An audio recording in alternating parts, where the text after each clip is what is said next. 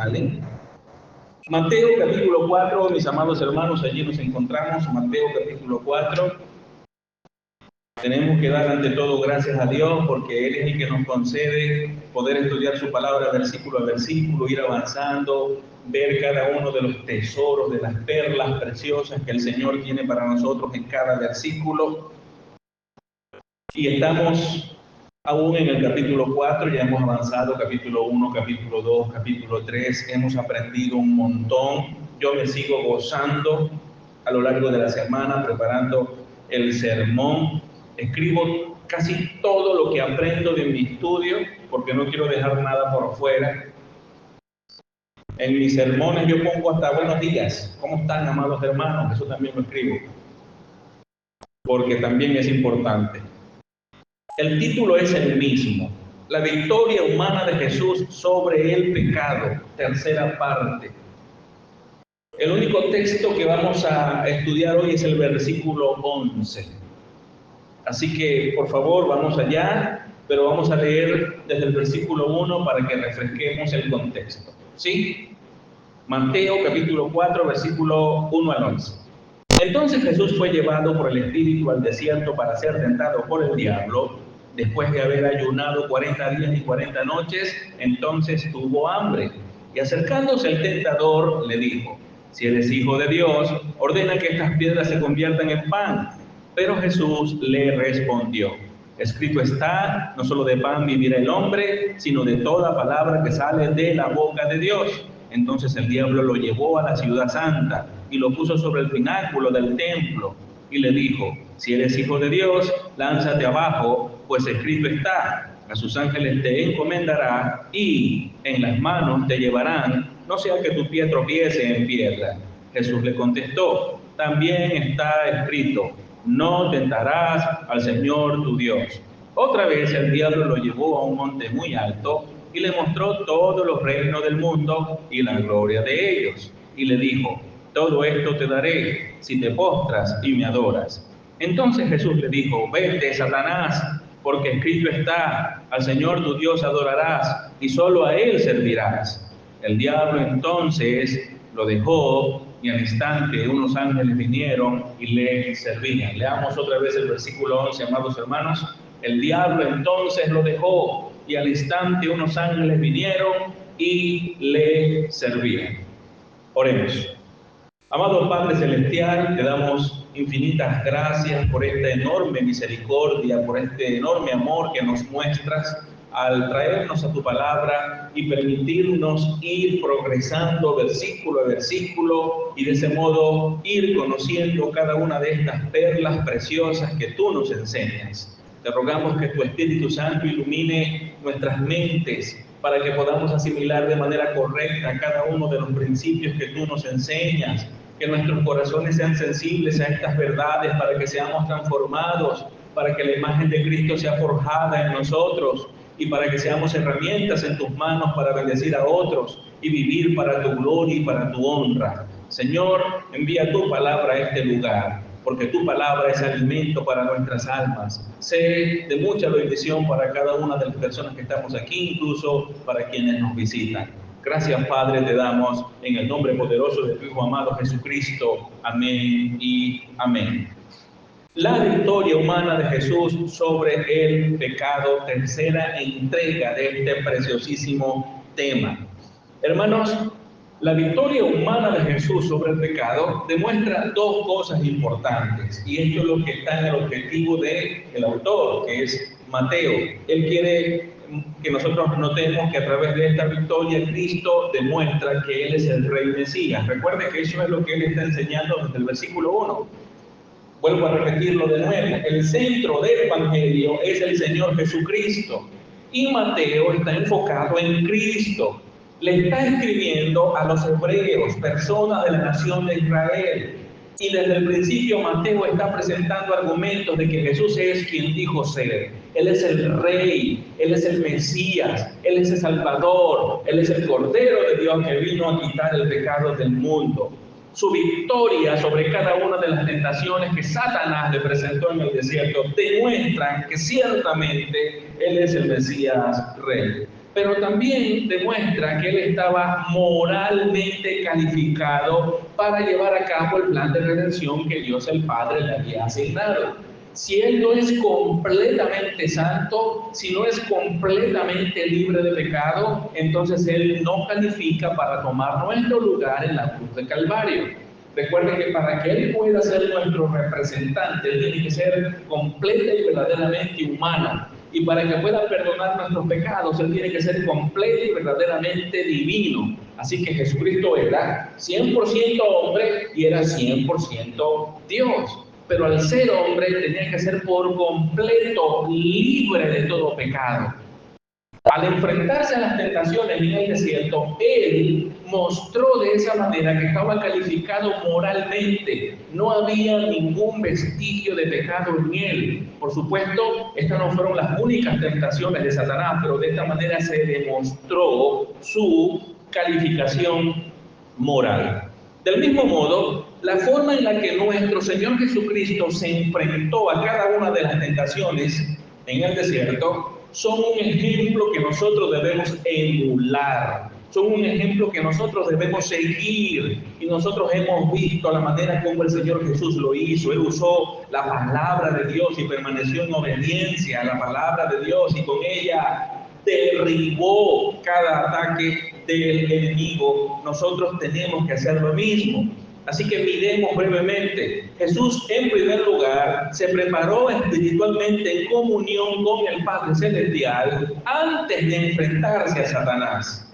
Él nos da ese ejemplo. Entonces, si Él, siendo completa y verdaderamente Dios, hizo eso, buscó la comunión con el Padre para ser fortalecido, dependió por completo del Padre, ¿qué cree usted que debemos hacer nosotros? Si nuestro Señor Jesucristo reconoció necesitar del apoyo del Padre Celestial, ¿cómo nosotros podríamos llegar a creer que podemos llevar vidas obedientes y victoriosas sin tener comunión con el Señor?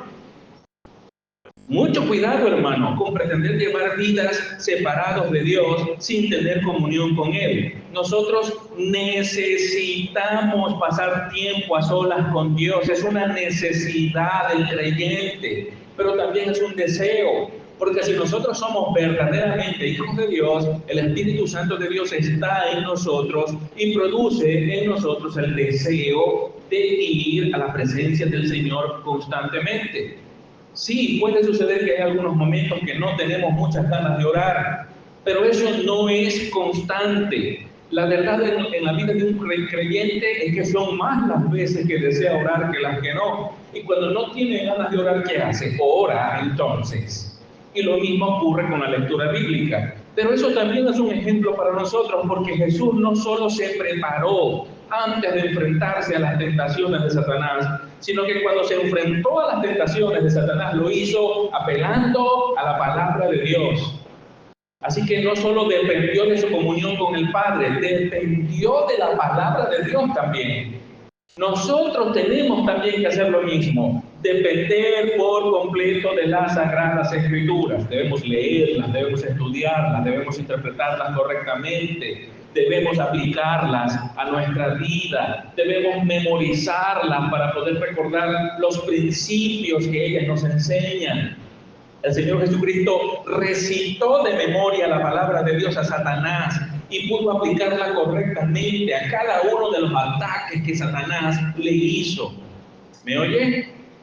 El primer sermón de este capítulo, Mateo capítulo 4, se enfocó en la preparación del Señor Jesucristo para la batalla. El segundo sermón se enfocó en la batalla en sí. Jesucristo fue a la batalla después de haberse preparado y utilizó la palabra de Dios como su espada para derribar todos los ataques del enemigo. El tercer sermón, es decir, el de hoy, se enfoca en la victoria verdadera. La victoria genuina, la victoria auténtica es aquella que alcanzó el Señor Jesucristo, porque se mantuvo sobre el fundamento firme de la palabra de Dios. ¿Me sigue? Una vida cristiana victoriosa es una vida que se mantiene firme en el fundamento de la palabra de Dios. Fuera de eso, no hay vida cristiana obediente y victoriosa. El verdadero éxito, la verdadera victoria consiste en mantenerse haciendo todo el tiempo la voluntad de Dios. Eso es un cristiano exitoso. Un cristiano que todo el tiempo lucha, se esfuerza en su vida por cumplir la voluntad de Dios. Y así también podemos señalar una iglesia exitosa. Una iglesia exitosa no es una iglesia que tiene 5.000 miembros, butacas y muchos recursos económicos. Eso no es una iglesia exitosa. De esa manera la pintan muchos. Las iglesias apostólicas y proféticas que tienen esa tendencia tan grande del pragmatismo y hacer todo aquello que cautiva las emociones, luces bajas, luces de colores, psicología desde el púlpito que manipula las emociones, el misticismo. Entonces todo eso lo llaman una iglesia exitosa porque cada vez más personas quieren congregarse allí. Pero hermanos, a la luz de las Escrituras, una iglesia exitosa es una iglesia que se fundamenta en los principios bíblicos. Es una iglesia que estudia la palabra de Dios, que depende de la palabra de Dios, que se esfuerza en vivir para la gloria y honra de Dios. Es una iglesia que procura cumplir la voluntad de Dios. Es donde los creyentes son instruidos para que también en sus vidas ellos renuncien a sus propias voluntades y cumplan la voluntad divina. ¿Lo ven? Ese es el verdadero éxito y Jesucristo nos enseña eso aquí en el capítulo 4. Satanás vino con toda su artillería para hacer que el Señor Jesucristo se saliera del camino. Pero el Señor Jesucristo tenía claro que cumplir la voluntad del Padre Celestial era su tarea, era su objetivo, era la verdadera victoria. La Biblia nos enseña que fuimos creados para cumplir la voluntad de Dios. Fuimos creados para glorificar a Dios. ¿Por qué existes, hermano? Tú existes porque Dios te creó. Y Dios te creó con el propósito de que tú vivas para su gloria. Alguien podría decir, ¿por qué? ¿Por qué? ¿Por qué tengo que glorificar a Dios? ¿Por qué darle gloria a Él? Porque Él solo es Dios. Nadie más es Dios. Porque Él solo es autoexistente. Y porque el origen de la vida está en Él. Él fue quien nos dio la vida y nos dio el propósito para la vida. Y porque glorificar a Dios es lo más conveniente para nosotros también. Porque al ser Dios el origen de la existencia de todas las cosas, cuando vivimos para su gloria nos hacemos participantes de sus bendiciones. Pero si no vivimos para la gloria de Dios, entonces pecamos y nos hacemos participantes de las consecuencias del pecado, que son maldiciones, porque nos eliminan de la bendición de Dios. ¿Lo ve? La Biblia nos enseña que fuimos creados para glorificar a Dios. Si es tan amable y puede ir conmigo al libro de Isaías, capítulo 43, versículo 7, por favor. Isaías, capítulo 43, versículo 7. Allí la palabra del Señor nos dice: a todo el que es llamado por mi nombre y a quien he creado para mi gloria, a quien he formado y a quien he hecho. Dios mismo, hablando a través del profeta, declara que fuimos creados para vivir para su gloria y para su honra. Así que todas las cosas que tú hagas en tu vida tienen que dejar bien en alto el santo nombre de nuestro Señor Jesucristo. Pero todo aquello que tú hagas ignorando este propósito, hermanos, es pecaminoso. ¿Cómo debo relacionarme con mi esposa? Para la gloria de Dios. ¿Cómo debo relacionarme con mis hijos? Para la gloria de Dios. ¿Cómo debo relacionarme con mis hermanos en la iglesia? Para la gloria de Dios. ¿Cómo debo comportarme en el trabajo? Para la gloria de Dios. ¿Cómo debo ser en la universidad o en el liceo o en el colegio? Debo hacer todo para la gloria y la honra del Señor. Las decisiones que tomo a lo diario, en los días, en mi vida, eso es para la gloria de Dios. Y por eso todo lo que hacemos o hablamos o pensamos debemos evaluarlo a la luz de la Biblia. La Biblia es nuestra única fuente de autoridad que nos dice qué es la gloria de Dios y cómo ajustarnos a ella. Vivir para la gloria de Dios es vivir conforme a la voluntad de Dios. Y la voluntad de Dios se revela en las Escrituras. El autor del libro de Eclesiastés, después de haber evaluado la vida debajo del sol, él concluyó que todo es vanidad, vanidad de vanidades, todo es vanidad. Una traducción más exacta del término vanidad sería absurdo. Él miró la vida, como el hombre se esfuerza en conseguir riquezas, en progresar, en tantas cosas, y se dio cuenta que todo era efímero. Incluso el llegar a tener mucho conocimiento también era efímero. Hasta morirse no tenía sentido. Concluyó entonces que todo era vanidad. Todo es vanidad, todo es absurdo en la vida, pero al llegar al capítulo 12, en el versículo 13, mire entonces a dónde terminó él, después de haber evaluado todo. Eclesiastés 12, 13, dice de la siguiente manera: la conclusión, cuando todo se ha dicho, es esta: teme a Dios y guarda sus mandamientos, porque esto concierne a toda persona. Otra versión dice, porque este es el todo del hombre: teme a Dios y guarda sus mandamientos. Es lo mismo que decir, vive para la gloria y la honra del Señor. Es lo mismo. Tener temor a Dios es tener reverencia, amor, respeto por la persona de Dios, y por lo tanto su palabra venimos a tenerla en alta estima. Sabemos que son las normas para nuestra vida y lo hacemos con gozo, lo hacemos con alegría, porque su Espíritu Santo está en nosotros y nos guía a la palabra de Dios. Primero de Juan capítulo 2 versículo 17. Mire lo que dice. Primera epístola de Juan, capítulo 2, versículo 17. El mundo pasa y también sus pasiones, pero el que hace la voluntad de Dios permanece para siempre. Solo aquellos que hacen la voluntad de Dios pueden llevar vidas obedientes y victoriosas.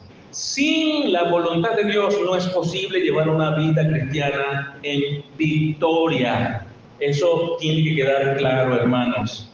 El único camino seguro, el único camino de verdadera bendición y de paz con Dios es aquel camino que se fundamenta en la voluntad de Dios. La voluntad de Dios es agradable, es perfecta. Nuestra voluntad no lo es. Es peligroso seguir nuestra voluntad, porque nosotros no tenemos un conocimiento perfecto de todas las cosas. Dios sí. Y cuando nosotros hacemos lo que Dios nos manda hacer, estamos en el camino seguro. Estamos sobre un fundamento que no se puede derrumbar. La palabra de Dios, su voluntad, siempre será segura para los hijos de Dios. Amén. Hoy en este sermón vamos a manejar 2 puntos nada más. El primer punto se titula de la siguiente manera: la derrota de Satanás. Y el segundo punto, la victoria de Jesús. Así que número 1, la derrota de Satanás. Número 2, la victoria de Jesús. Ambos puntos, por supuesto, se encuentran en el versículo número 11, Mateo 4:11. Vamos a atender entonces el primer punto, la derrota de Satanás. Mateo 4:11, la parte A de ese versículo dice: el diablo entonces lo dejó. En el versículo anterior, el versículo 10, leemos que después de haber derrotado a Satanás en cada una de las tentaciones, nuestro Señor Jesucristo le ordenó que se fuera. Aquí vemos a Jesús actuar con autoridad divina. Recuerden que el Señor Jesucristo estaba siendo tentado en su humanidad, pero en su deidad Él es Dios y Él tiene autoridad sobre todas las cosas, sobre todas las circunstancias, incluyendo a Satanás. Puesto que el actual poder de Satanás solo es por permiso de Dios, cuando nuestro Señor le ordenó que se fuera, cuando nuestro Señor le ordenó irse, Satanás no tuvo otra opción. Satanás tenía que obedecer en el acto, porque el Dios del universo es quien le estaba hablando. Recuerden por favor lo que nosotros aprendimos en el estudio de Mateo capítulo 4 versículo 1, donde dice, entonces, Mateo 4:1, entonces Jesús fue llevado, ¿por quién al desierto? Por el Espíritu. Jesús fue llevado por el Espíritu al desierto para propósito, es una cláusula de propósito, la razón por la cual, el enfoque por el cual, el propósito por el cual el Espíritu Santo llevó a Jesús al desierto era para que Jesús, el diablo tentara a Jesús, o para que Jesús fuese tentado. Eso es lo que el versículo 1 nos está informando. Fue, hermanos, la voluntad de Dios que Él enfrentara y derrotara al diablo. Esto estaba dentro del propósito de Dios. No es que las tentaciones llegaron de repente y sorprendieron a Jesús en el desierto.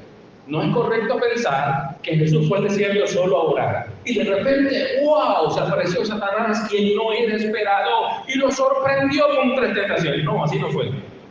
Estaba dentro del propósito soberano de Dios, que Jesucristo fuese al desierto para que Satanás, el diablo, lo tentara. ¿Quién tiene el control de las circunstancias? Dios, no el diablo. Siempre es Dios quien tiene el control de las circunstancias. Entonces, con el fin de cumplir ese propósito, Jesús fue literalmente impulsado por el Espíritu Santo al desierto. Ahora, Mateo usa la frase allí en el versículo 1, fue llevado. Y al usar esa frase pone de relieve la realidad de que el Espíritu Santo, por supuesto, es Dios, lo sabemos, pero Mateo con eso nos informa de que es el Espíritu Santo quien preside todo lo que Jesucristo está viviendo en el desierto, lo que atravesó en el desierto. Ese es el Espíritu Santo quien tiene el control, llevando a Jesús a cumplir perfectamente cada elemento del plan del Padre. ¿Qué nos muestra esto? Que dentro del plan soberano de Dios estaba que Jesucristo fuese al desierto a ser tentado. Nada se sale de la providencia del Señor. Nada escapa al control soberano de Dios. Nada, hermanos, ni siquiera este momento que pudo haber sido de mucha angustia para nuestro Señor Jesucristo. Sin duda, Satanás es el tentador, él es el maligno, él es quien seducía a Jesús a pecar, pero no era Satanás quien tenía el control. Es importante que meditemos sobre esto. Satanás puede hacer un montón de cosas muy malas en este mundo, pero no es él quien en últimas tiene el control del mundo. En últimas, el soberano sobre todas las cosas es Dios. En este caso, de Mateo capítulo 4, era Dios Espíritu Santo quien presidía, usando las tentaciones del diablo con la intención de aprobar a Jesús. Recuerden que el término griego, de donde se traduce el término tentación en Mateo 4, es neutral en griego. Sabemos que una tentación siempre se define como una incitación a hacer lo malo. En nuestro idioma, tentación es una incitación a hacer lo malo. Todo el tiempo es así, donde somos incitados para hacer algo que no es correcto, que es malo. Pero en griego, el término usado aquí es peirazo. Y peirazo se puede traducir no solo como tentación, también se puede traducir como prueba.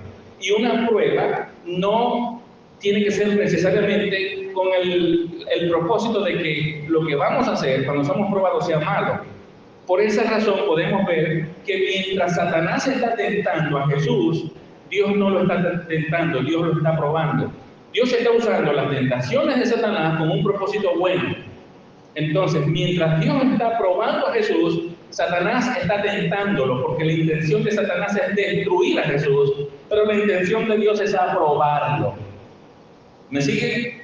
Es que se demostrara la realeza de Jesús y su capacidad moral para continuar con el plan de redención, que es rescatarnos a nosotros de nuestros delitos y pecados. Entonces Satanás, por supuesto, él no venía con intención de que se pusiera en evidencia el nivel, la capacidad de pureza en santidad del Señor Jesucristo. No, él venía con la intención de hacer pedazos no solamente la humanidad de Cristo, sino su deidad. Él quería destruir la Trinidad. Y como vimos en el sermón anterior, calculó muy bien cada una de las palabras que él usó, y cada tentación fue elaborada por Satanás específicamente para destruir a Jesucristo. Pero vemos que no pudo hacerlo. El Señor Jesucristo derrotó a Satanás usando la palabra de Dios. Entonces, con la misma autoridad divina que le permitió al enemigo de nuestras almas tentar a Jesús, con esa misma autoridad divina ahora Jesucristo le ordena que se retire. Satanás no tiene otra opción y obedece al instante. ¿Quién es? El rey lo venció. Amén. El Señor da a todos sus hijos el poder para resistir a Satanás. Primero nos demuestra que Él tiene el poder para resistir, para vencer, para derrotar a Satanás. Pero también la Escritura nos dice que ese poder que tiene para derrotarlo lo comparte con todos aquellos que han decidido creer en el Señor Jesucristo y le siguen. Eso también dice la Escritura. Note por favor, si es tan amable, Santiago capítulo 4, versículo 7. Santiago capítulo 4, versículo 7. Mire cómo dice allí la palabra del Señor. Por tanto, sométanse a Dios, resistan pues al diablo y huirá de ustedes. El Señor nos ordena que resistamos al diablo porque en él tenemos la capacidad para hacerlo. Dios no nos pide que hagamos cosas que no podemos hacer. Dios primero nos da la capacidad en su Espíritu Santo para que nosotros podamos vencer y resistir al diablo. ¿Tú puedes resistir al diablo como Jesús resistió al diablo en el desierto? Por supuesto que sí. Claro que puedes. ¿Por qué? Porque tienes al Espíritu Santo de Dios en ti, asistiéndote. Así como asistió también al Señor Jesucristo en el desierto. Ese término resistir significa oponerse. El término resistir hace idea a un grupo de soldados que se paran en la primera línea de batalla para resistir al enemigo, para hacerle frente. Ese es el término que se usa para que nosotros resistamos al diablo, no permitamos que él nos doblegue. Y la vida cristiana en esta tierra es una vida de continua resistencia porque somos continuamente tentados de todas las formas. Recuerde Santiago 1 y 2, donde dice que pasaremos por diversas pruebas. Ese término diversas pruebas hace referencia a una multitud de pruebas, a todo tipo de pruebas. No hay circunstancias difíciles que nosotros estemos exentos a atravesar. Vamos a ser tentados por Satanás. Dios va a probarnos. Satanás va a querer destruirnos, pero Dios lo que quiere es fortalecernos, hacernos crecer espiritualmente. Por eso Dios permitirá que vengan a tu vida circunstancias difíciles con el propósito de que recuerdes su palabra, sus promesas y seas obediente y seas fiel. Y cuando lo eres, puedes saborear realmente la verdadera victoria, esa victoria que saboreó el Señor Jesucristo. La verdadera victoria es mantenernos firmes en el pilar de la palabra de Dios. Esa es la verdadera victoria. Así que, al igual que el diablo dejó a Jesús después de las tentaciones en el desierto, él también va a huir de todo creyente que lo resista. Lo va a hacer, pero tenemos que resistirlo, hermano. No podemos dejarnos envolver por sus tentaciones. Aquí tenemos nosotros una garantía de que el diablo puede ser vencido a pesar de lo poderoso que él es. Es poderoso el diablo, por supuesto, hermanos. La Biblia nos dice que él pudo influenciar a la tercera parte de los ángeles en el cielo. Ya ellos estaban en la eternidad. Ya ellos estaban delante del Señor. Ya habían disfrutado de la gloria plena del Señor en la eternidad. Y aún así pudieron ser influenciados por Satanás para que se rebelaran en contra de Dios. Y fueron echados juntos con Satanás del cielo. Así que si él pudo doblegar a la tercera parte de los ángeles del cielo y tú crees que contigo no va a poder hacerlo, te equivocas. Por eso es que tú necesitas venir a la Biblia, porque solo en la Biblia vas a estar protegido. Y ya vamos a ver cómo más adelante es el apóstol Pablo quien nos hace una advertencia muy fuerte respecto a esto. El Señor Jesucristo venció a Satanás, venció cada tentación, no solamente en el desierto, sino durante toda su vida, y terminó derrotándolo y lo dejó vulnerable en la cruz del Calvario. Eso hizo nuestro Señor. Así que ya Satanás, cuando se enfrenta a nosotros o quiere tentarnos o envía sus demonios, sus secuaces para causar problemas y tribulaciones en nuestras vidas, es un enemigo que ya fue derrotado en la cruz por el Señor Jesucristo. Y el Señor Jesucristo te ha entregado a ti esa victoria. Amén. Hermanos, en ese sentido debemos comprender esta enorme verdad. Satanás no puede sostener a un pecador en contra de su voluntad. Cuando los pecadores no vienen a Cristo, no se arrepienten, es porque ellos deciden no arrepentirse. Ellos deciden rechazar a Cristo, por eso son condenados eternamente. Ellos deciden rechazar a Cristo. Porque Satanás no tiene poder de retener a un pecador en contra de su voluntad. No tiene ese poder. Incluso Satanás no puede conducir a un creyente al pecado sin el consentimiento de la voluntad del creyente. Cuando tú pecas, no le puedes echar la culpa al diablo, porque él te puede seducir, pero no puede obligarte a pecar. Cuando tú pecas, fuiste tú quien pecó y eres tú el culpable. El diablo me tentó, dicen algunos. O generalmente el que peca y no se arrepiente le echa la culpa a alguien más. No, yo hice eso fue porque fulano, sultano y perencejo, por culpa de ellos me porté así. Es la culpa de ellos, no es mía. No. Todo creyente que peca decidió pecar. Satanás no tiene poder para obligar a un cristiano a pecar. Es que no pude, fue muy fuerte, no pude resistirla. Mentira, aquí hemos leído, sí podemos resistir la tentación, sí podemos resistir al diablo, él no puede doblegarnos. Nosotros somos quienes cedemos. ¿Lo ve? Cuando a Satanás se le confronta, cuando a Satanás se le resiste con la verdad del Evangelio, él huye, él suelta su agarre, mientras que el pecador arrepentido es sacado de las tinieblas a la luz. Usted predica el Evangelio a una persona y el Espíritu Santo viene a hacer su obra, y Satanás no puede obligarlo a quedarse en una condición pecaminosa. Cuando ese incrédulo cree, cuando se arrepiente y cree, es libre, y Satanás no puede cambiar eso. Pero también después de la salvación, él viene una y otra vez mediante la obra de la carne, mediante el sistema corrompido del mundo, viene para tentar.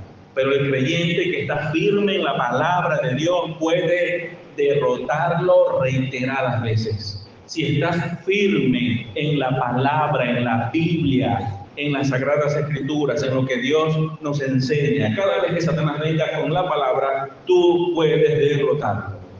Otro texto que podemos considerar en este mismo orden de ideas es 1 Corintios capítulo 10, versículos 2 y 13. Si es tan amable, vaya conmigo a esa primera epístola que Pablo escribió a la iglesia en Corinto. 1 Corintios capítulo 10, versículos 12 y 13. Miren cómo dice la palabra de Dios, una maravillosa promesa, pero también una advertencia.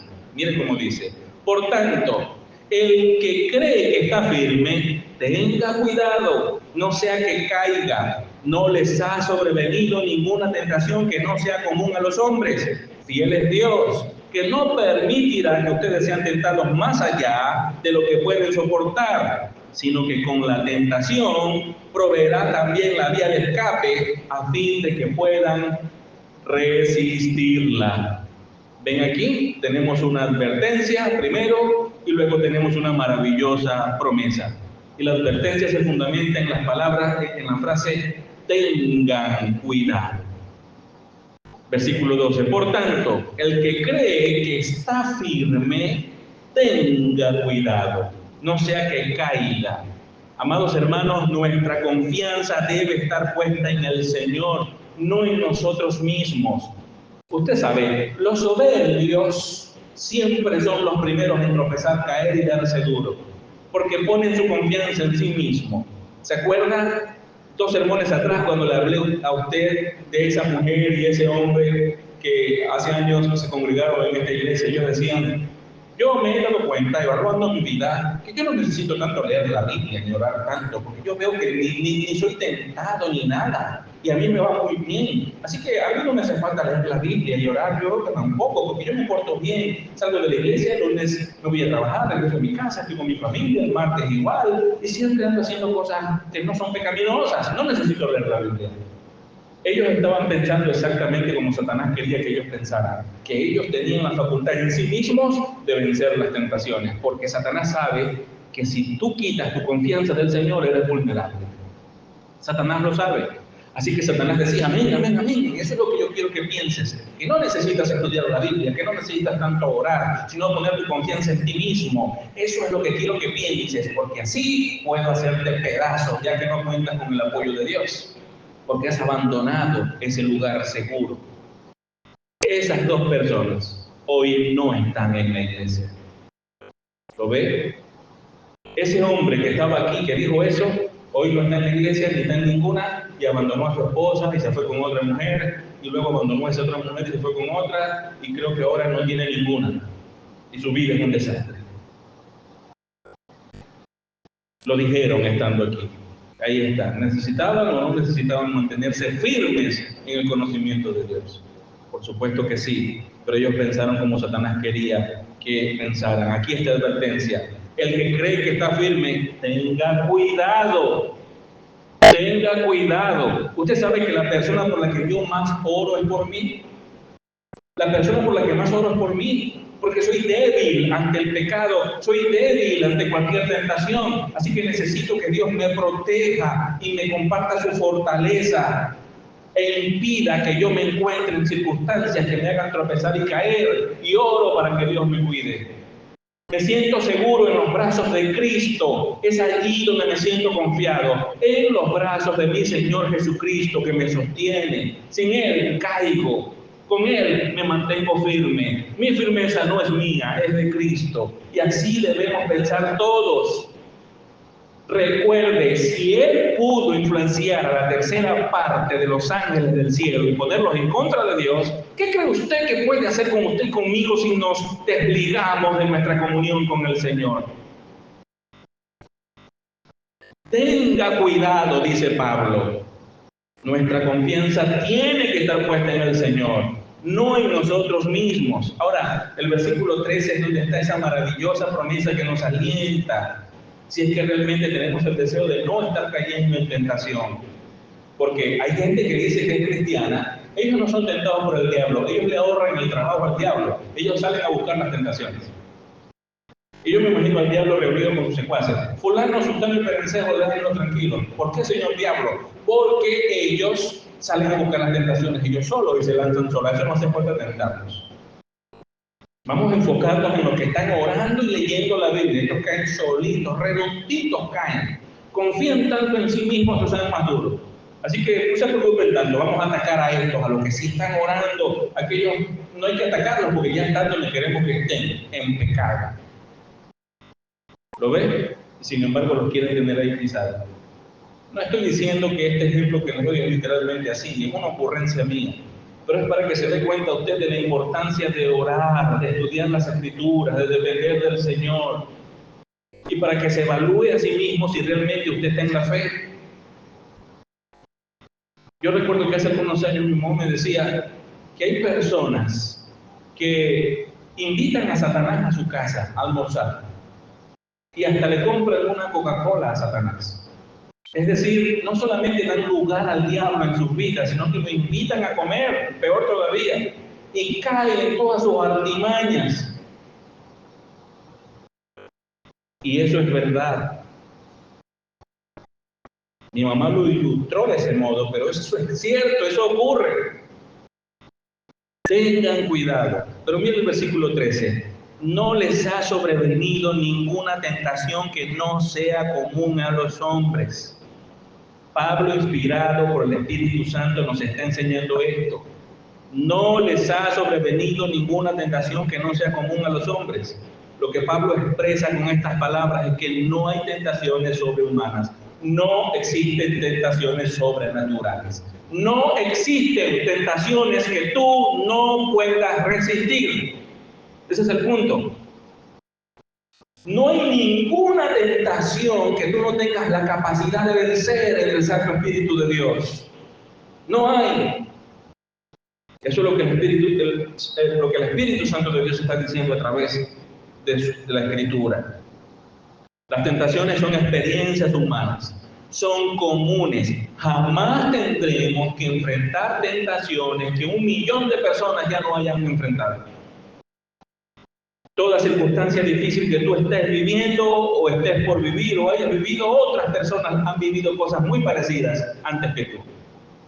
Aunque ciertamente hay gente que dice, esto nada más que me pasa es a mí, solamente a mí. Yo escucho gente en toda la bolita del mundo, esto nada más que me pasa es a mí. No, no es cierto.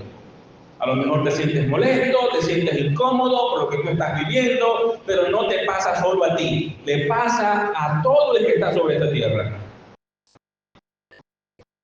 La diferencia es la forma en la que nosotros vamos a responder a esas circunstancias. Algunos se llenan de amargura, otros deciden perdonar y su corazón se mantiene limpio. ¿Lo ves?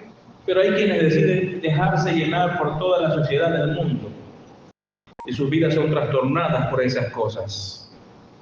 Las circunstancias pueden variar de una persona a otra, pero básicamente las tentaciones siempre son las mismas. Aún las tentaciones que enfrentó nuestro Señor Jesucristo, si las estudiamos de cerca, en cualidades son exactamente las mismas tentaciones que todos nosotros enfrentamos. Por supuesto, debo dejar claro que Satanás trajo esas tentaciones al Señor Jesús en un nivel bastante fuerte. Y él fue tentado en ese sentido por encima de lo que cualquier ser humano podría alguna vez llegar a ser tentado. Él se enfrentó a un nivel de las tentaciones superior a lo que cualquier ser humano podría hacer, pero en cualidad fueron las mismas tentaciones. Note Hebreos capítulo 4, versículo 15, por favor. Si es tan amable, abra su Biblia allí, Hebreos capítulo 4, versículo 15. Miren lo que dice allí el autor. Repito, Hebreos capítulo 4, versículo 15. Porque no tenemos un sumo sacerdote que no pueda compadecerse de nuestras flaquezas, sino uno que ha sido tentado en todo como nosotros. Ha sido tentado en todo como ¿quién? Como nosotros. Así como nosotros somos tentados, Él fue tentado también. En todo, así como nosotros lo somos también. Pero la diferencia, ¿dónde está? Sin pecado, Él no pecó nunca. Todos los demás hemos pecado, pero Jesús jamás pecó, nunca. Pero sí fue tentado en todo. Ahora note, por causa de esto, lo que dice también el autor de Hebreos en el capítulo 2, versículo 18. Hebreos capítulo 2, versículo 18. Pues por cuanto Él mismo, otra vez se está refiriendo a Jesucristo, pues por cuanto Él mismo fue tentado en el sufrimiento, es poderoso para socorrer a los que son tentados. Él se enfrentó a toda clase de tentación, derrotó esas tentaciones y ahora Él tiene el poder para socorrer a todos aquellos que se enfrentan a las tentaciones. Es una promesa para nosotros. Él nos socorre a nosotros en medio de las tentaciones. Primero de Juan capítulo 2, versículo 16 nos dice a nosotros los tres ámbitos en los que el Señor Jesucristo fue tentado, que son también los tres ámbitos en los que cada uno de nosotros también somos tentados. Los deseos de la carne, los deseos de los ojos, la vanagloria de la vida. Son las tres formas de tentaciones en las que el Señor Jesús fue tentado en el desierto y son las tres formas de tentaciones en las que todos nosotros somos tentados todo el tiempo. Él derrotó los deseos de la carne cuando Satanás le ofreció convertir las piedras en pan para que se alimentaran. Él derrotó los deseos de los ojos cuando Satanás le pidió lanzarse al pináculo del templo y tentar al Padre para que lo socorriera. Y él derrotó también a Satanás en la vanagloria de la vida cuando le ofreció a Cristo los reinos del mundo y si adoraba a Satanás. ¿Ve? Deseos de la carne, deseos de los ojos, vanagloria de la vida, son los tres ámbitos en los que somos tentados todo el tiempo. Y las escrituras que nos dicen, podemos vencer esas tentaciones. Debido a esto, a que las tentaciones son completamente comunes para todos nosotros, entonces nos encontramos con esa verdad de Gálatas capítulo 6, versículo 2, que dice allí, lleven los unos las cargas de los otros y cumplan así la ley de Cristo. Yo puedo apoyarte en tus luchas porque tus luchas son comunes a las mías y a las de los demás. Allí la importancia de congregarnos para que nos exhortemos unos a otros al amor y a las buenas obras, para que nos fortalezcamos en la fe, nos apoyemos, nos ayudemos a vencer todos los dardos de fuego que el enemigo envía porque quiere derrotarnos. De allí ese maravilloso consejo de que busques a una persona piadosa, un líder que ame al Señor, maduro, que te ayude a tomar decisiones en tu vida. No seas un vaquero solitario. No cometas el error de decir, mi pastor es Cristo, no necesito a ningún hombre sobre esta tierra que me pastoree. Bueno, cuando tú piensas así, tú estás ofendiendo a Cristo. Alguien dirá, pero ¿cómo? Si estoy diciendo que mi pastor es Cristo y no necesito a ningún otro pastor sobre esta tierra, solo Cristo es mi pastor, no necesito a nadie más. Así que solo a Cristo yo le rindo todo. Claro, porque no va a venir a confrontarte en tu pecado, que vienes calladito y que no quieres que el pastor de tu iglesia sepa. En cambio, el de la iglesia, ese sí te va a dar duro con el disciplinazo que te va a dar. ¿verdad? Pero Jesucristo no es alcahuete ni sinvergüenza. Cuando tú piensas así, estás pecando contra Cristo, y te voy a decir por qué. Efesios capítulo 4, versículo 11.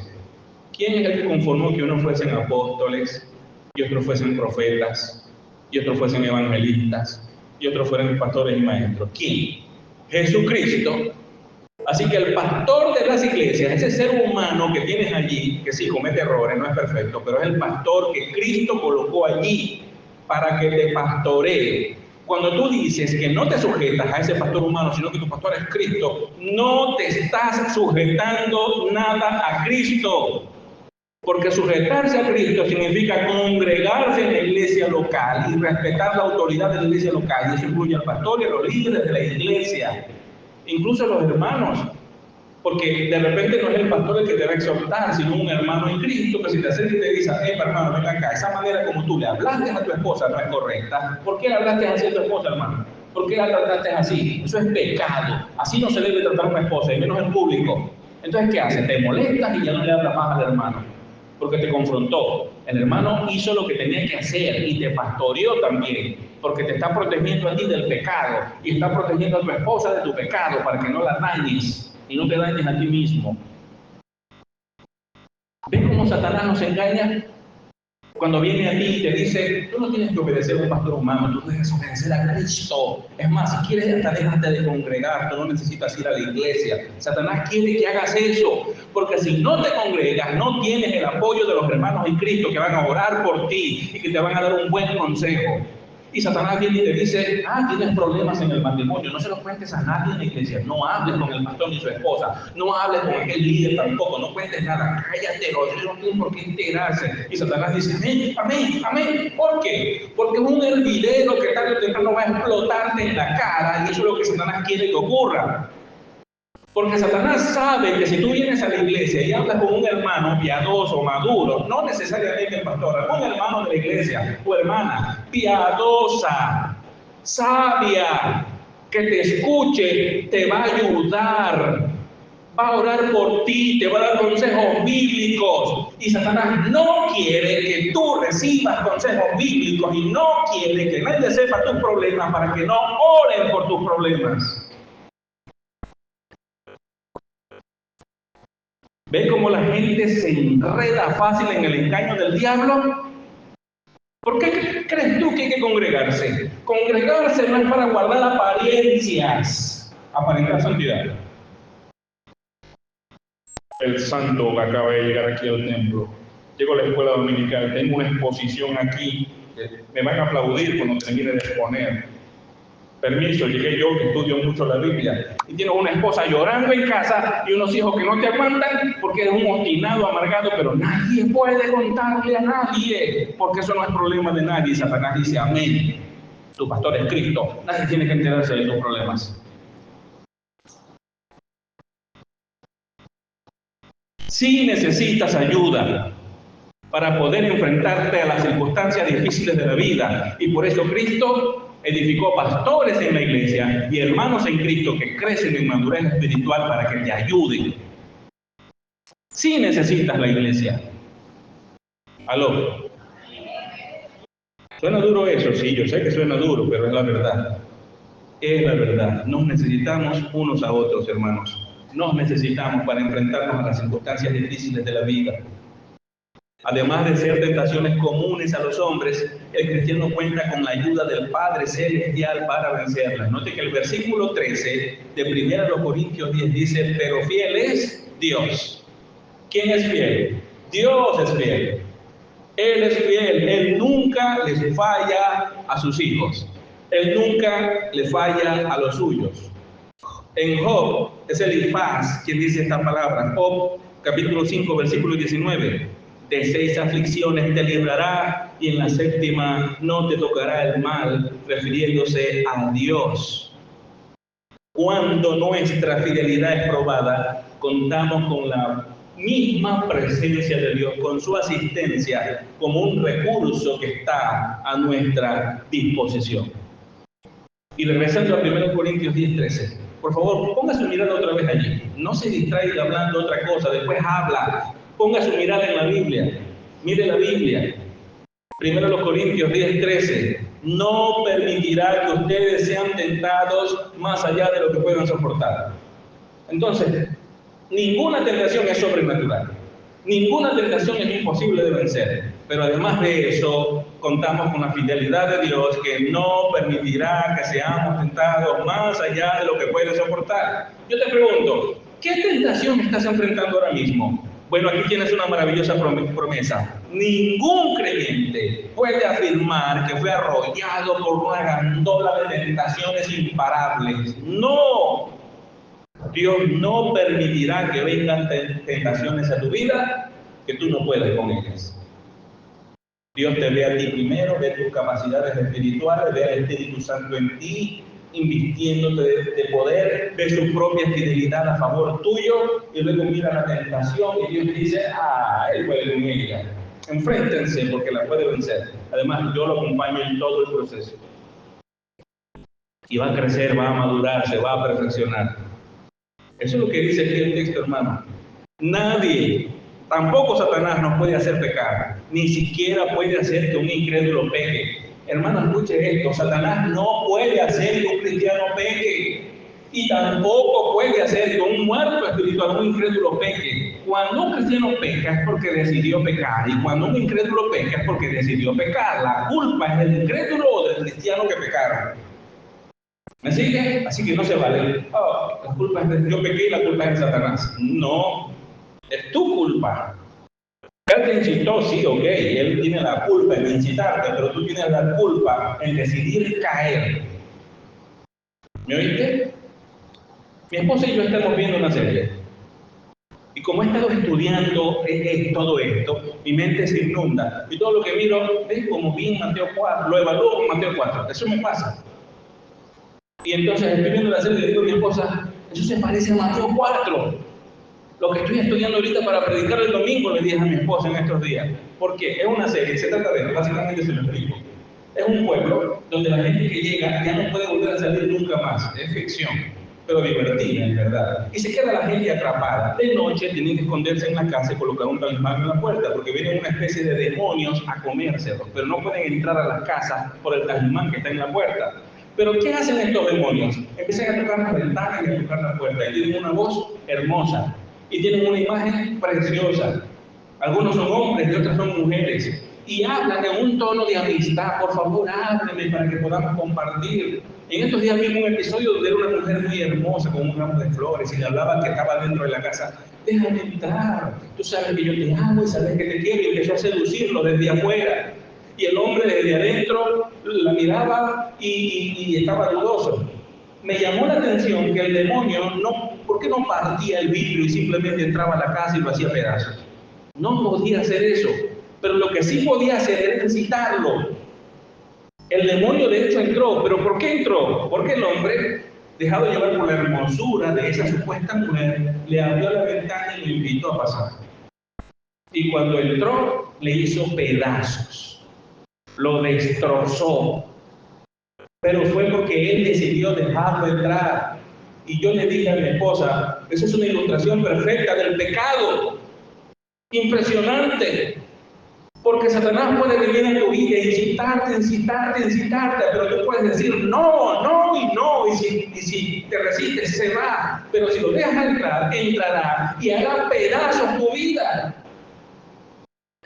Y luego más adelante vimos un episodio donde vinieron 3 demonios y estaban tentando a un joven, y el joven sencillamente los gritaba, y no les voy a abrir, y los 3 demonios dieron la espalda y se fueron. Y yo le dije, Juana, como resistir al diablo y él huirá de vosotros. ¿Lo ven?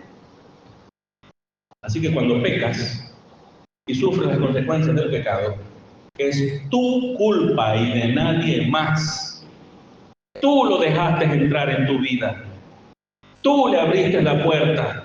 Y por eso entró, te engañó. Entró y te hizo pedazos.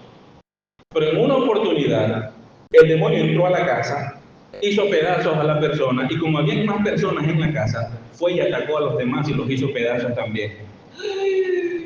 Yo quedé así. Eso se parece a una persona en una iglesia que peca y ese pecado le hace daño a los demás que no lo cometieron. y le hace daño a la familia de esa persona que no cometió el pecado, pero le afectan también las consecuencias.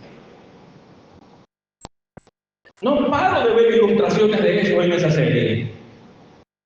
Hermano, cuando tú decides pecar, es tu culpa, Satanás no puede obligarte. Y de paso, cuando pecas, el pecado te hace pedazos y puede destruir a tu familia, y puede destruir la iglesia donde te congregas. El pecado es destructor, pero primero te engaña. Primero te engaña. Aquí tenemos esta maravillosa promesa. Ninguna tentación es más fuerte que nuestros recursos espirituales. Anote eso. Ninguna tentación es más fuerte que nuestros recursos espirituales. Las personas pecan porque lo hacen por voluntad propia. ¿Lo ves? Dios jamás permitirá que nos enfrentemos a una prueba que no podamos superar. Esa es la respuesta de Dios a nosotros cuando oramos Mateo 6:13. Cuando decimos, y no nos dejes caer en tentación, sino líbranos del mal, porque tuyo es el reino y el poder y la gloria para siempre. Amén. Es la respuesta del Padre a esa oración. Dios no permitirá que nos enfrentemos a pruebas que no podamos superar. Ya Dios sabe, toda prueba que enfrentemos podemos superarla. Salimos de la tentación, no tanto escapando de la tentación. Después que eres tentado, tienes que atravesarla. Así que salimos de la tentación no escapando de ella, sino pasando a través de ella. Dios no nos priva a nosotros de enfrentarnos a diferentes pruebas en nuestra vida, no, hermanos. Dios permitirá pruebas en nuestra vida, pero nos dará el poder para que podamos vencer. El propio Espíritu de Dios hizo eso con Jesús. Lo llevó al desierto para ser tentado. Esa era la voluntad del Padre Celestial, que el Hijo fuera a ese lugar. Y Jesús no salió del desierto hasta que, con el poder de Dios el Padre y la asistencia del Espíritu Santo, y usando la palabra de Dios, derrotó al enemigo en las 3 tentaciones. Un ejemplo maravilloso para nosotros. Nuestro Señor se enfrentó directamente a las tentaciones y lo hizo mediante el poder de Dios el Padre. ¿Cómo tienes que hacerlo tú? Mediante el poder de Dios el Padre. Dios provee 3 recursos para resistir la tentación. 3 recursos nos da el Señor básicamente para poder resistir a la tentación. Número 1, la oración. Tienes que orar. ¿Cuándo fue la última vez que oraste, mi hermano? Pastor, no me acuerdo. Me olvidó. Algunos dejan la oración para el final del día, cuando ya no hay fuerza. Bueno, Señor, no aguantaron más y se quedaron dormidos. Oremos apenas nos despertemos en la mañana y pongamos nuestras vidas en las manos del Señor. Pon ese día en las manos del Señor porque no sabes a cuántas cosas te vas a enfrentar. Necesitas la asistencia del Señor en tu vida. Ora, temprano yo te buscaré, de madrugada yo me acercaré a ti. Oremos temprano. Amén. Jesús es el ejemplo supremo de disposición a sufrir en obediencia a Dios. Miren Hebreos 12:3. Hebreos 12:3. Consideren pues a aquel que soportó tal hostilidad de los pecadores contra él mismo para que no se cansen ni se desanimen en su corazón. Así que lo primero que Dios provee es la oración. Lo segundo es Cristo, su ejemplo, que nos enfoquemos en Cristo. Lo tercero es la palabra de Dios, con la que Cristo venció al enemigo. Debemos confiar en la palabra de Dios. Las presiones, el cansancio, las persecuciones que sufren los creyentes son como nada en comparación con todo lo que el Señor Jesucristo tuvo que enfrentar durante toda su vida en la tierra. Derrotó todas las tentaciones. Hebreos 12:4. Mire esto, Hebreos 12:4. Porque todavía en su lucha contra el pecado, ustedes no han resistido hasta el punto de derramar sangre. Esto fue escrito a un conjunto de personas fuera de Jerusalén que todavía no habían tenido que derramar sangre por su fe. Así nosotros, ¿quiénes de nosotros hemos sido encarcelados o nos han cortado un brazo, un pie o nos han torturado horriblemente por nuestra fe? No hemos tenido que enfrentar hasta ese punto. Cristo lo hizo. Él enfrentó mucho más que nosotros y nos dice que podemos salir adelante para que seamos realmente vencedores. La verdadera victoria está en hacer la voluntad de Dios y eso hizo el Señor Jesucristo. Por eso Él alcanzó la victoria. Derrotó a Satanás al mantenerse en la voluntad de Dios. Usted derrotará todas las tentaciones en su vida al mantenerse en la voluntad de Dios. Así pasamos al segundo punto, y no se asuste, este es breve. El segundo punto es breve. La victoria de Jesús. El primero, la derrota de Satanás. El segundo, la victoria de Jesús. ¿Qué dice el versículo? La parte B de Mateo 4:11. Y al instante unos ángeles vinieron y le servían. ¡Wow! Hermanos, esos ángeles no hubiesen venido si Jesús no hubiese derrotado al diablo. Jesús probablemente se habría quedado con todos los reinos que Satanás le ofreció, pero los ángeles no habrían venido. ¿Qué es mejor? ¿La bendición de Dios o el engaño de Satanás y sus falsas recompensas? ¿Acaso no es mejor la bendición de Dios? Mucho mejor es el servicio de los ángeles que los engaños de Satanás. Jesús esperó con paciencia y con fidelidad que Dios el Padre enviara ángeles en el tiempo de su voluntad soberana. Él esperó con paciencia.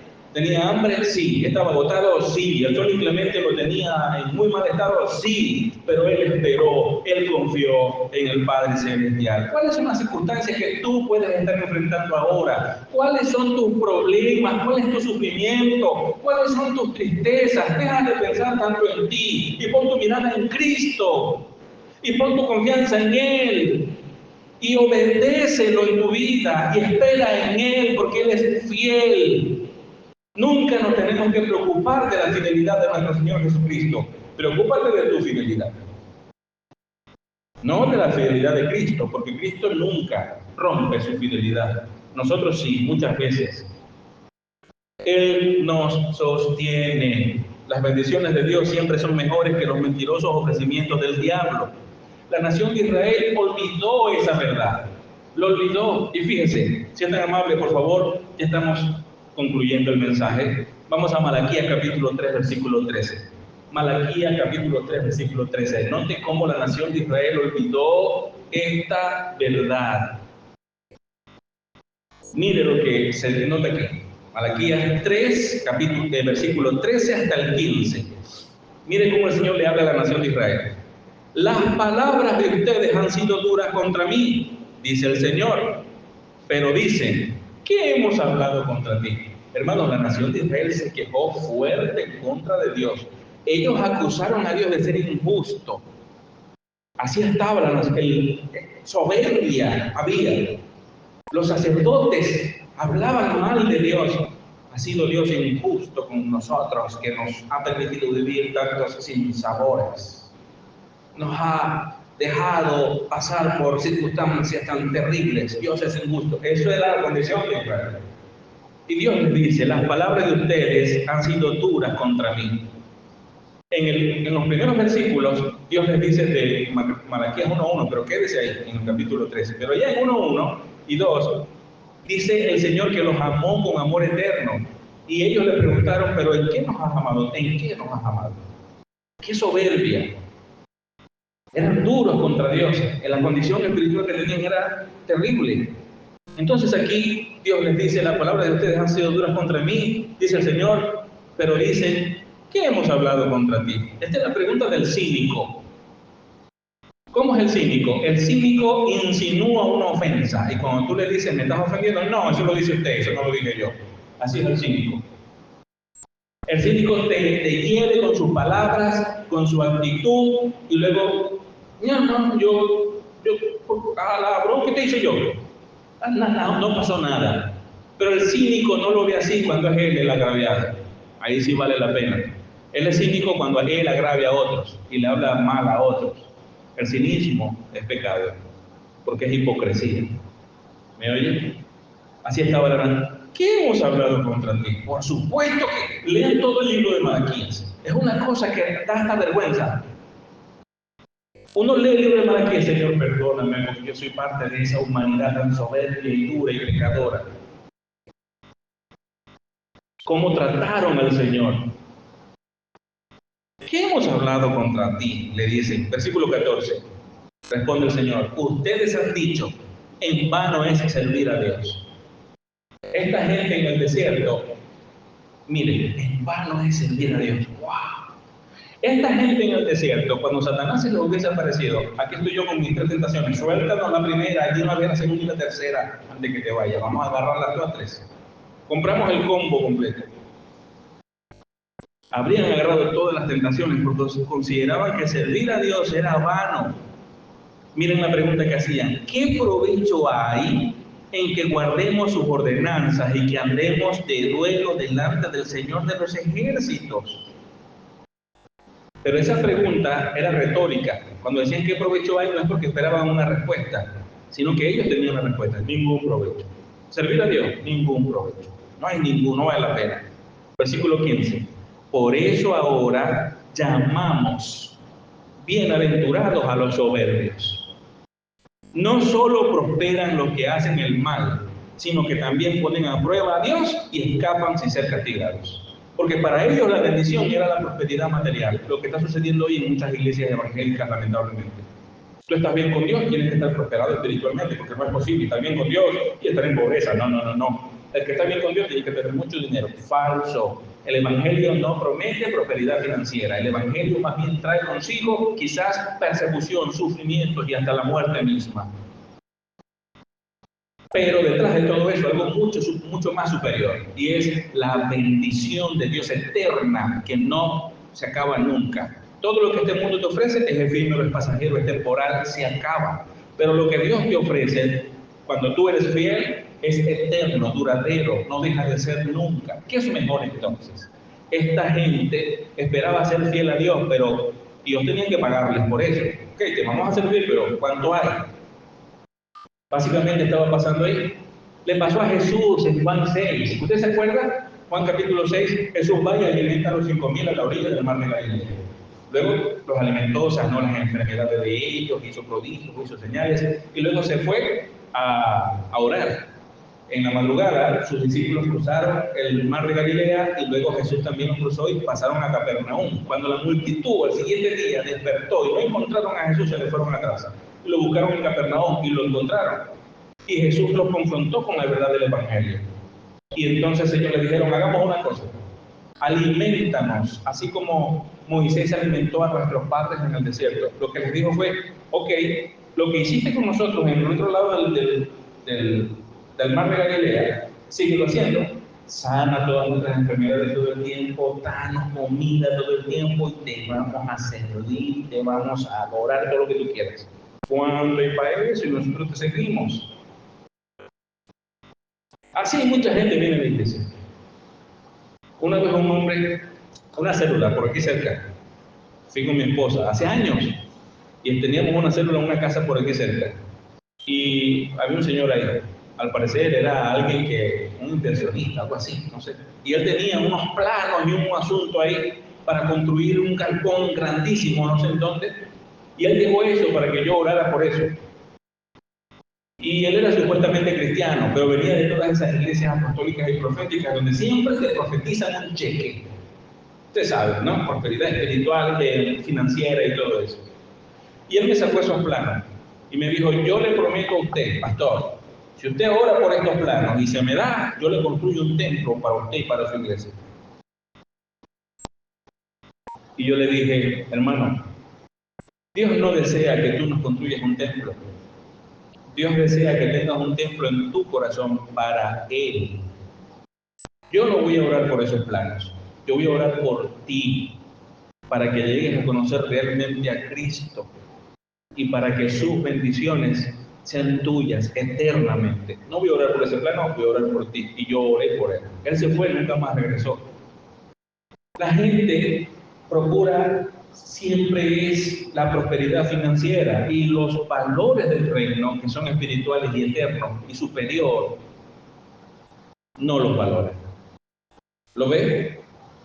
Aquí la gente esperaba que Jesús le diera lo que ya les había dado y solamente así les servirían. Jesús se negó a hacerlo. ¿Y qué hizo la multitud? Se fueron. ¿Cómo va terminando el capítulo 6? Así miren, desde entonces sus discípulos no estuvieron más con él. No los discípulos, los 12, sino unos que tenían con él, las multitudes y otros que estaban entre la multitud que lo seguían todo el tiempo, porque no quiso darles más lo que ellos querían: comida, sanidad física y esas cosas. No puede ser. Así estaba la nación de Israel. La nación de Israel decía, ¿de qué sirve servir a ti? Mira cómo los incrédulos prosperan. ¿Acaso usted no ha escuchado a cristianos que dicen eso? Pues yo voy a la iglesia todos los domingos, doy mis ofrendas, estudio la Biblia, voy a discipular, tengo tantos problemas con un negocio y gane incrédulo aquel, impío y circunciso aquel. Aquel le va bien, prospera, se compró una camioneta nueva la semana pasada, es tremendo adúltero, tiene a su esposa y tiene 2 más, y yo esforzándome para ser fiel a mi esposita y ser un buen padre, y voy a la iglesia y trato de hacer las cosas bien, y aquí estoy yo con este pequeño carrito ahí, y aquí ya tiene 3 camiones, ya montó una ferretería y es un incrédulo, adúltero, fornicario, y le va mejor que a mí. No vale la pena entonces ser un hijo de Dios. ¿Sabes por qué piensas así? Porque estás pensando que servir a Dios se debe pagar con bendiciones financieras. Y no sabes que Dios te da mucho más. ¿Para qué servir a Dios si el incrédulo le va mejor? Mire la respuesta del Señor. Versículo 16. Malaquías capítulo 3, versículo 16. Entonces los que temían al Señor se hablaron unos a otros. Y el Señor prestó atención y escuchó. Y fue escrito delante de él un libro memorial para los que temen al Señor y para los que estiman su nombre. ¿Qué se refiere a ese versículo? Que el Señor jamás se olvidará de sus hijos que son fieles a Él, de sus hijos que son leales. El Señor jamás se olvidará. Eso es lo que el versículo está diciendo. Tú estás pasando por circunstancias difíciles hoy, pero te estás esforzando por dejar el nombre de Dios bien en alto. Este versículo dice, jamás me voy a olvidar que por medio de todas tus batallas te esforzaste por permanecer firme en mi voluntad. Nunca me voy a olvidar de eso. ¿Lo ves? Versículo 17. Dice el Señor, ellos serán míos. Dice el Señor de los ejércitos, el día en que yo prepare mi tesoro especial. Hay un tesoro especial para los que son del Señor. Tú ves las 2 camionetas que tiene el otro, su negocio prosperó, es tremendo pecador y cada vez le va mejor, tú eres un hijo de Dios, tratas de ser fiel y no te va tan bien como el otro, pero tú tienes un tesoro especial, aquel no. Un tesoro especial, superior a cualquier cosa que este mundo pueda ofrecer. ¿Me oyes? Superior. Y los perdonaré como un hombre perdona al hijo que le sirve. Versículo 18. Entonces volverán a distinguir entre el justo y el impío, entre el que sirve a Dios y el que no le sirve. ¿Cómo? Mira el versículo 18. ¿De qué manera volveremos a distinguir? Porque en el día que el Señor nos llame a todos a cuentas, aquellos que estamos en Cristo y por causa de eso somos fieles y no cedemos ante las tentaciones, Él nos dará un tesoro especial. Pero aquellos que no estaban en Cristo, sino que cedieron a todas las tentaciones y pecaron y pecaron y pecaron e ignoraron al Señor, ellos recibirán el juicio de Dios. Ese día se podrá notar la diferencia entre el incrédulo y el creyente. No saques tus cuentas hoy. Espera a que venga el Señor y sabremos quién tendrá la verdadera victoria. No son esas 2 camionetas, no es ese negocio que prosperó, es el tesoro especial del Señor que no es temporal, que no es efímero, sino que es eterno. ¿Me oye? Allí, hermano, se notará la diferencia. Podemos obtener la victoria sobre la tentación, solamente resistiendo en la forma como Jesucristo resistió, orando en la palabra del Señor. Jesús resistió todas las tentaciones hasta el mismo límite del poder de Satanás. Nosotros no hemos llegado allí. Y Él lo hizo desde su condición humana para demostrarnos que se puede. Así que sí podemos hacerlo, hermanos, sí podemos ser fieles. Él no le dio a las tentaciones ninguna consideración, ni siquiera permitió que se desarrollara en deseo en su propio corazón, nada. Él simplemente permaneció en la voluntad del Padre y le dijo a Satanás, no, y se esforzó en cumplir la voluntad de Dios. ¿Qué debemos hacer nosotros? Lo mismo, esfuérzate en cumplir la voluntad de Dios, en vivir para su gloria y para su honra. Sí puedes, porque cuentas con todos los recursos espirituales que Dios te ha dado y que ya aquí hemos estudiado. Amén. Póngase de pie, por favor, para que demos gracias al Señor por su palabra bendita que nos ha llenado en este día.